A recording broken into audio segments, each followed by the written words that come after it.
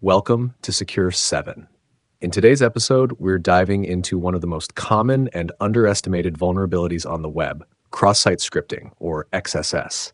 We'll break down how it works, the types of XSS, live demos, tools used for exploitation, and most importantly, how to defend against it. Let's get started.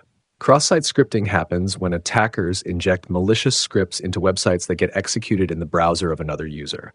That script could steal cookies, session tokens, or even perform actions on behalf of the victim.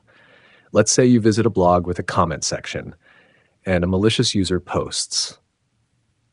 You can see the code in our conversation history. If the website doesn't filter this input, the script runs when others view the comment.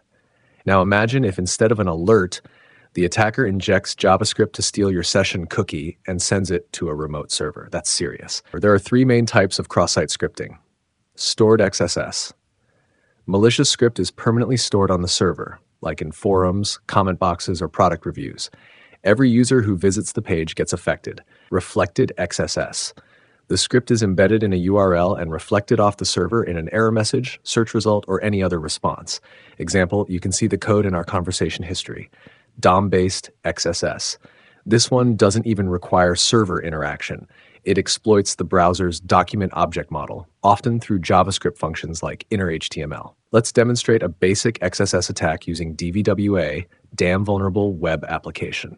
Navigate to the XSS stored section. Enter this in the input box. You can see the code in our conversation history. Submit and revisit the page.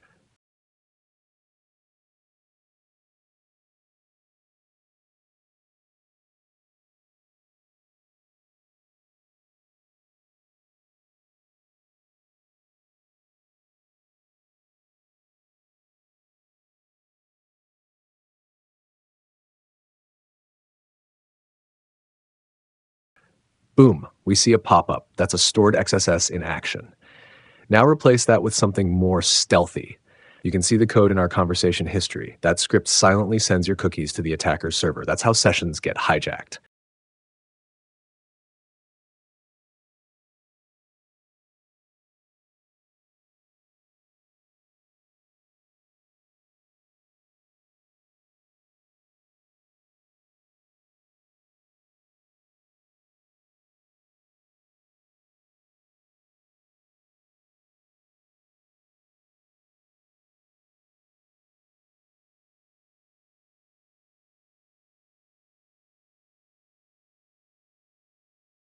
Ethical hackers use to test for and exploit XSS vulnerabilities. Common tools: Burp suite, intercepts and modifies HTTP requests.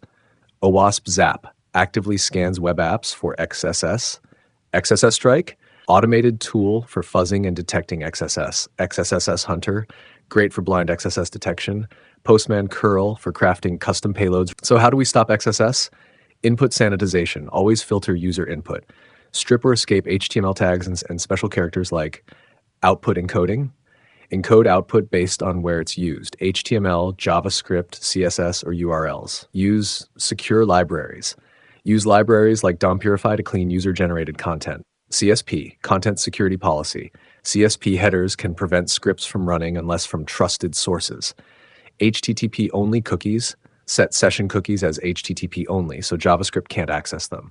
Framework features. Use modern frameworks like React or Angular. They escape output by default. Let's look at some real incidents. eBay. Persistent XSS in product listings allowed attackers to inject phishing pages. British Airways. XSS was used to steal payment info, leading to a major GDPR fine. Twitter. A self-retweeting worm spread via XSS in profile bios back in 2009. XSS isn't just a pop-up, it can cost millions. If you're into bug bounty, XSS is a goldmine. Tips: look for unsanitized input in search, comments, or profile forms. Try payloads like, you can see the code in our conversation history. Check for DOM XSS using browser dev tools. Use platforms like HackerOne or BugCrowd to report and earn rewards. Let's recap. Cross-site scripting lets attackers run scripts in other users' browsers. It can lead to cookie theft, phishing, malware, or full account takeover. CAD. Prevent it with input sanitization, output encoding, CSP, and secure frameworks. It's one of the most reported web bugs for a reason. Thanks for watching Secure 7. If you learned something today, give us a like and subscribe for weekly cybersecurity content. Comment below if you've ever tried finding XSS on a real website.